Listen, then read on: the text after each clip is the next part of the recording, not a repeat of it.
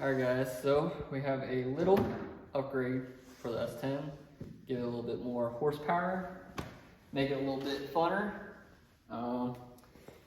We got this kit. It was for a Camaro off of not eBay, Marketplace. So we're gonna be installing it. Hopefully it'll be pretty easy to do. But yeah, we're excited.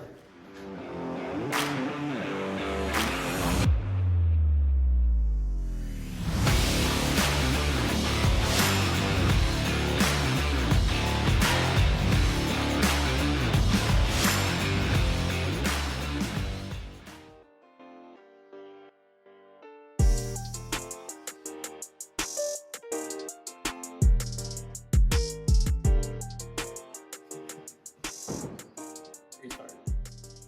Or can you cut this out? Yeah. Oh, you can cut it out? Okay. Anyway, bottle is in, nitrous is in. Ran into a few problems. They're very small, very minor. So we got the bottle mounted back here. Blow down tube. Just dump right underneath the bed. The line we had was too short because of this Camaro kit to go on the passenger side, and I'll show you why. So we ran it through the driver's side, through the back of the bed, through the cab, and then underneath the trim, and then just right up into the engine bay.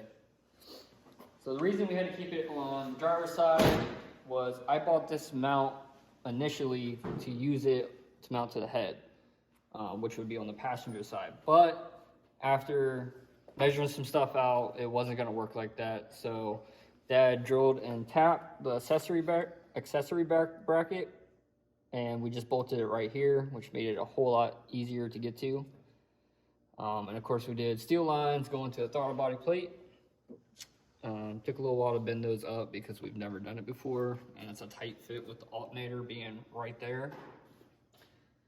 But we do have a few more parts come in. As you can see, there's no purge and there's no gauge here. So I'm gonna order another solenoid, basically probably this size, and then a 6A and swivel. That way we can run a digital nitrous gauge from Glow Shift with a low dollar motorsports sensor. And then on the other side, we'll have a nipple coming off with the other solenoid so we can purge. And we're either gonna run it out the hood around in this area somewhere, or just right out underneath the headlight. All right, so we ran into some problems with the wiring. Everybody pretty much says wire it up as trans brake and it'll work. But what they don't tell you is, if you see on this diagram here, it's basically wired up as trans brake. Your orange is going to your battery, black yellow is trigger on one of your outputs, and then blue goes to your solenoids.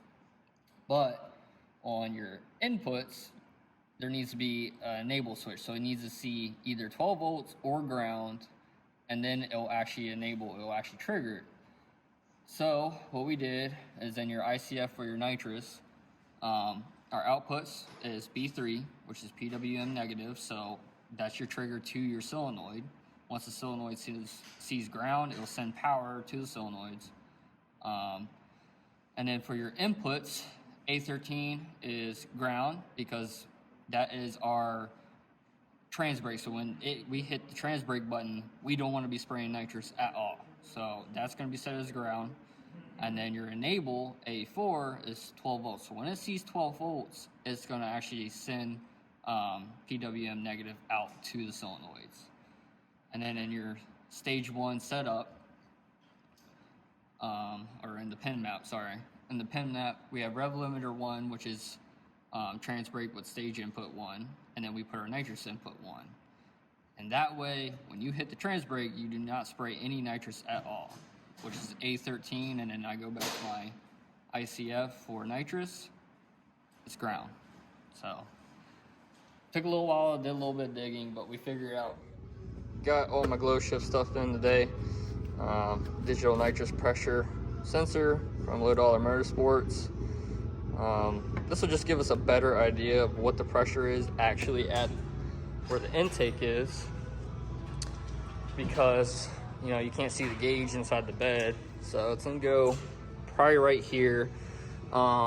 we do have a big upgrade coming for the 5.3. As you can see, the TBS intake is not on there, and it's not laying on the floor anymore.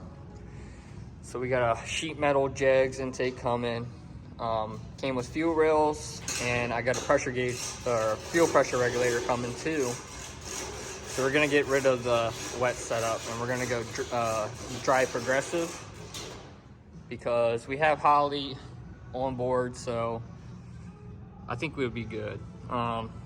So we're gonna get a bigger fuel pump. We're gonna get this thing on a dry progressive system, and then I just gotta order a purge kit, and that way we can put the purge somewhere in here too, and be able to purge it. All right, so we got everything pretty much mocked up. I just followed the nitrous line, because the nitrous line goes through the cab, and it goes up through there, and then we just took it right out of the old 6x9. And I'm thinking about putting the gauge right about there, or maybe a little bit farther back. We have more slack to play with.